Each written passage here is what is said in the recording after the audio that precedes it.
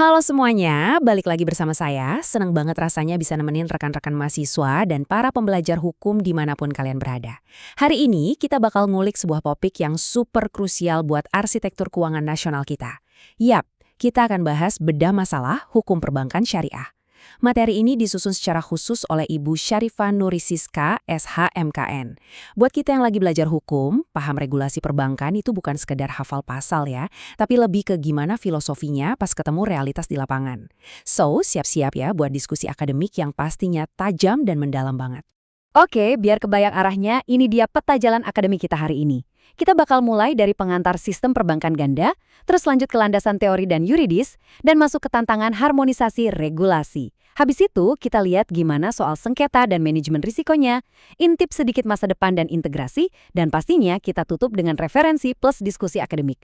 Let's dive in. Nah, kita masuk ke bagian pertama nih, pengantar sistem perbankan ganda. Buat paham betapa kompleksnya hukum perbankan syariah di Indonesia, kita emang harus set up panggungnya dulu. Kita harus kenal lanskap unik tempat bank-bank ini beroperasi.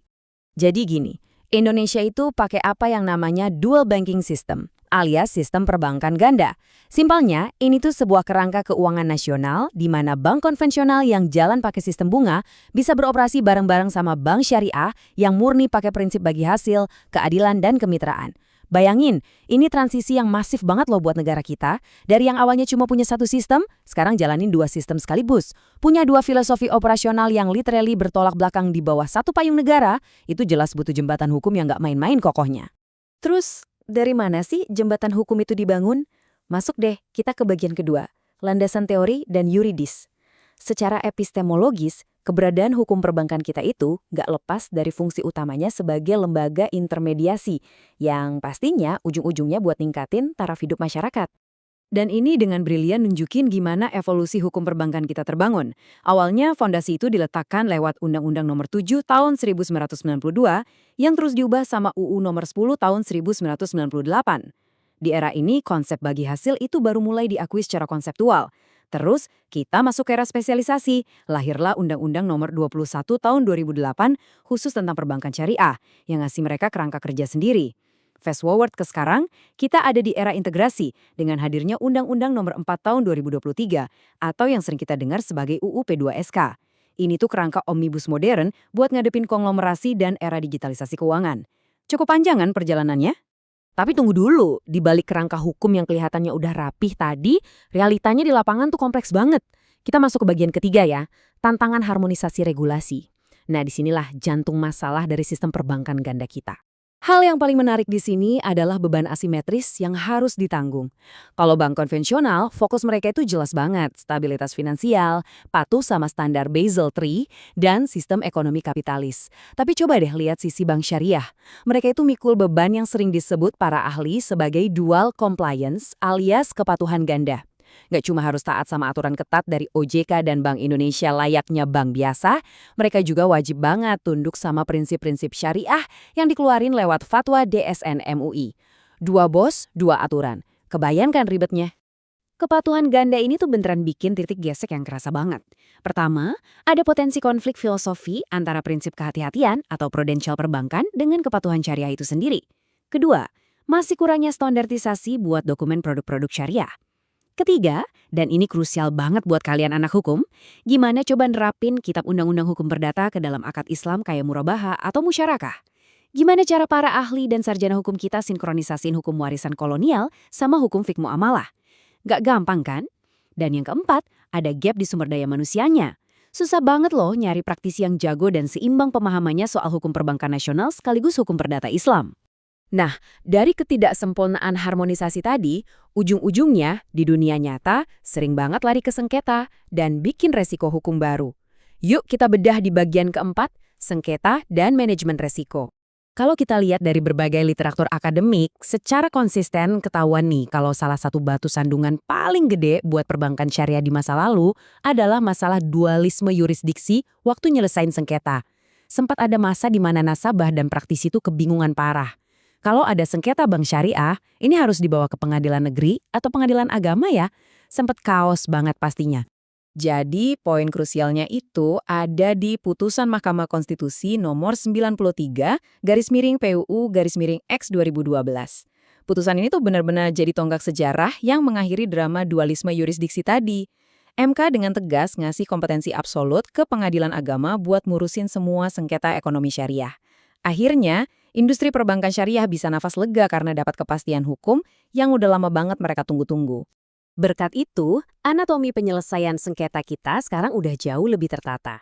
Di jalur litigasi, pengadilan agama sekarang disupport sama mekanisme gugatan sederhana atau small claim court yang revolusioner abis, karena bisa mutusin perkara maksimal cuma dalam 25 hari kerja. Super efisien kan? Terus, di jalur non-litigasinya juga nggak kalah keren. Ada Basarnas yang dari dulu emang fokus ke sengketa komersial syariah skala besar, dan sekarang ada Labs SJK buat mediasi sengketa retail yang biayanya jauh lebih terjangkau. Jadi, milih Fornum sekarang murni karena alasan strategi dan efisiensi, bukan lagi karena bingung soal yurisdiksi. Ngomong-ngomong soal efisiensi dan keamanan, kita nggak bisa lepas dari yang namanya rasio kecukupan modal atau CAR. Buat bank konvensional, manajemen resiko itu seringnya cuma sebatas ngitung formula kuantitatif semacam ini dan ngikutin standar Basel. Tapi beda cerita buat bank syariah. Resiko hukum mereka itu dimensinya jauh lebih dalam. Contohnya, resiko beda tafsir soal akad, yang bisa bikin suatu kontrak dianggap nggak sah baik di mata hukum positif maupun hukum syariah. Makanya, manajemen resiko di bank syariah itu harus jauh lebih berlapis, nggak sekedar ngandelin hitungan finansial doang. Dengan seabrek tantangan regulasi dan manajemen risiko tadi, kira-kira arah perahu hukum perbankan kita mau berlayar kemana nih? Mari kita lihat di bagian kelima, masa depan dan integrasi. Mari kita lihat gimana semua ini dibangun ke depannya. Kehadiran UU P2SK sekarang jadi payung raksasa yang ngasih kepastian hukum dan perlindungan konsumen yang jauh lebih ekstra.